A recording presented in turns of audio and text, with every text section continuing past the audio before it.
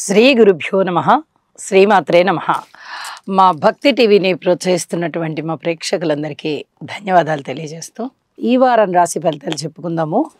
ముందుగా గ్రహస్థితులు 8 జూన్ 2025 నాటి గ్రహస్థితులు మేషంలో శుక్రుడు, వృషభంలో రవి గారు, అలాగే బుధ గురులు ఇద్దరు మిథున రాశిలో, కుజకేతువులు సింహరాశిలో, చంద్రుడు తులారాశిలో, రాహు కుంభరాశిలో, శని గారు వచ్చేసి మీనరాశిలో.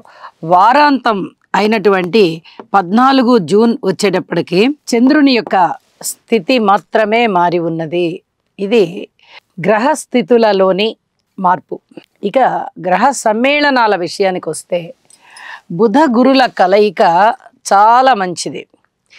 అద్భుతమైన తెలివితేటలు, అలాగే గణితము, వేద విద్యలు, వ్యాపారము, అలాగే వ్యవహారము, ఇట్లాంటివన్నింటిలో కూడా చాలా చాలా మేధావిత్వం కనిపిస్తూ ఉంటుంది. చాలా తెలివిగా ఆలోచించడము, ఒక పట్టుదలగా చేయడము, ఒక ప్రశంసనీయంగా ప్రవర్తించడము, ఇలాంటి లక్షణాలు కనిపిస్తూ ఉంటాయి.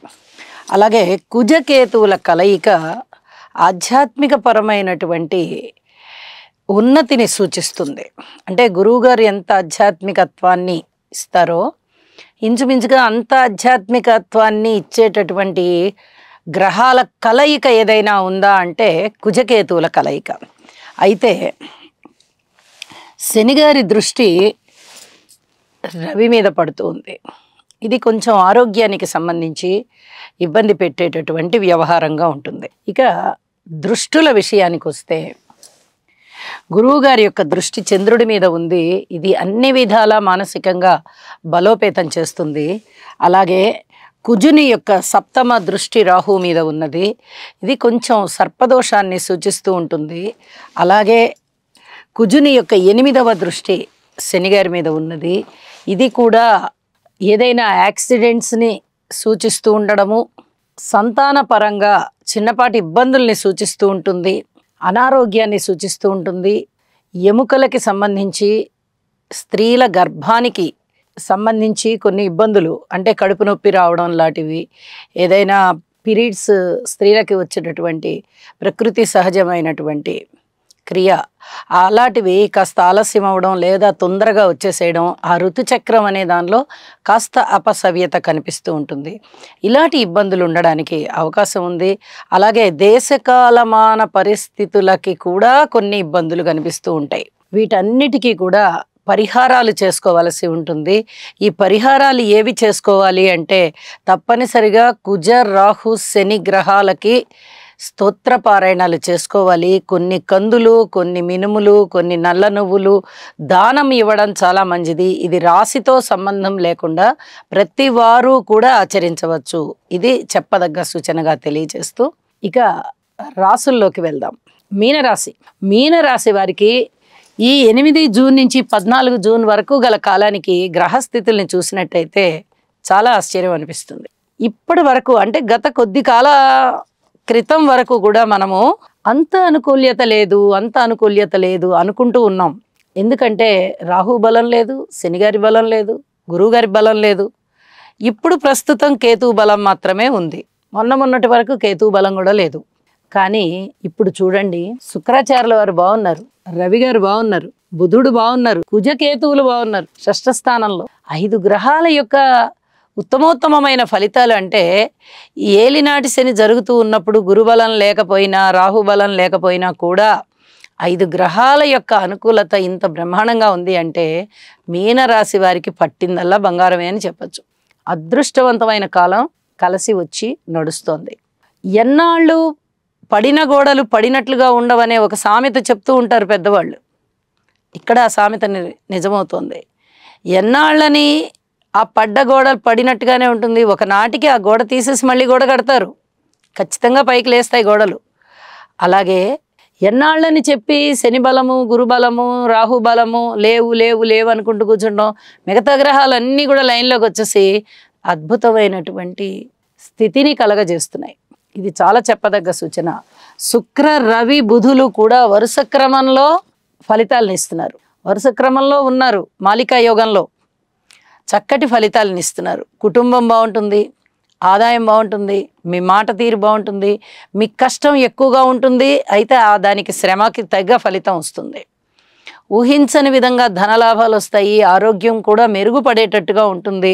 ఇప్పటి వరకు ఎటువంటి అనారోగ్యాలు ఉన్నా కూడా అమ్మ అబ్బా అని ముక్కుతూ మూలుగుతూ ఉన్నవాళ్ళు కూడా కొంచెం బాగానే ఉందండి, లేచి కాసేపు కూర్చుందాం, కాసేపు కాలక్షేపంగా విశ్రాంతిగా ఉందాము అనేటటువంటి కొంచెం ఆ మానసికమైన రిలీఫ్తో ఉంటారు అని చెప్పచ్చు. అంత బాగున్నాయి, విజయావకాశాలు ఉన్నాయి, ఉద్యోగం బాగుంది. కొత్త వ్యాపారాలు అయితే చేయవద్దు. మాతృవర్గరీత్యా కొంచెం మీరు శ్రద్ధ వహించవలసినటువంటి కాలము. పితృవర్గరీత్యా చాలా చాలా బాగుంది. అలాగే రాజకీయ నాయకులకి బాగుందనే చెప్పాలి, వ్యాపార వర్గానికి కూడా కొంచెం బాగుందనే చెప్పాలి, పూర్తిగా బలహీనంగా అయితే లేదు. స్త్రీలకి బాగుంది, విద్యార్థులకి బాగుంది, భూమి దున్నేటటువంటి రైతులకి ప్రత్యేకంగా తెలియచెప్తూ ఉన్నాను, బాగుంది. ఇన్నాళ్ళు వీళ్ళకి పంట కూడా సరిగా పంట లేని పరిస్థితులు కూడా ఉన్నాయి. మొన్నటి వరకు కూడా పరిస్థితులు బాగలేదు, గ్రహస్థితులు బాలేని కారణం చేత అప్పుడు పంటలు కూడా నష్టం వచ్చి ఉంటాయి. ఇప్పుడు చక్కగా ఆనందంగా వీళ్ళు ప్రణాళికలు సిద్ధం చేసుకోవచ్చు, పనులు ప్రారంభించుకోవచ్చు. వ్యవసాయదారులకి చాలా బాగుంది, మానసికమైన శాంతి కలుగుతోంది. ఈ సంవత్సరం చాలా బాగుంటుంది అనేటటువంటి ఆత్మవిశ్వాసం కూడా కలుగుతోంది. అన్ని విధాలా బాగున్నారు. ఇక వారాంతానికి వచ్చేటప్పటికి లాభస్థానంలోకి చంద్రుడు వచ్చున్నారు. సకాలంలో వానలు పడతాయి, ధనం అందుతుంది, కష్టం నెరవేరుతుంది, లాభాలు వస్తాయి, పెట్టుబడికి ఇబ్బంది ఉండదు, ప్రతి అంశంలోనూ మీకు ఆనందం కనిపిస్తూ ఉంటుంది. ఇవన్నీ కూడా చెప్పదగినటువంటి సూచనలే, ఆనందాలే. అయితే కుజ రాహు శనిగ్రహాలకి మటుకు స్తోత్రపారాయణాలు చేసుకోవడం మానేయకండి. ఇది చాలా చెప్పదగ్గ సూచనగా తెలియజేస్తూ ఉన్నాను. అనేక అంశాలలో మంచి ఫలితాలు వచ్చి ఉన్నప్పుడు వాటిని మరింతగా ముందరికి తీసుకొని వెళ్ళడానికి దైవారాధన చాలా ముఖ్యం అని చెప్పి తెలియజేస్తున్నాను. లేదా దైవానికి సంబంధించిన స్తోత్రాలు చేయడం కూడా దైవారాధనలోకే వస్తుంది. కాబట్టి మీకు ఏ విధమైనటువంటి వసతి ఉందో కూర్చుని పూజ చేసుకోగలుగుతారా చేసుకోండి, లేదా నామాన్ని చేసుకోండి, లేదా స్మరణ చేసుకోండి, మీ ఇష్టం. ఏ రకంగా చేసుకున్నా కూడా దైవాన్ని విడవకండి, అద్భుతమైన ఫలితాలు మీ సొంతం అని చెప్పి తెలియజేస్తున్నాను. మీనరాశి వారికి కూడా రవిచంద్రుల యొక్క స్థితి చాలా చాలా అనుకూలిస్తోంది, గమనించగలరు, మెరుగైన ఫలితాలు పొందగలరు. సర్వే జనా సుఖినో భవంతు. రవిగ్రహ అనుకూలత కొరకు జపకుసుమ సంకాశం కాశ్యపేయం మహాద్యుతిం తమోరిం సర్వపాపఘ్నం ప్రణతోస్మి దివాకరం. ఓం హ్రాం హ్రీం హ్రౌం సహ సూర్యాయ నమః.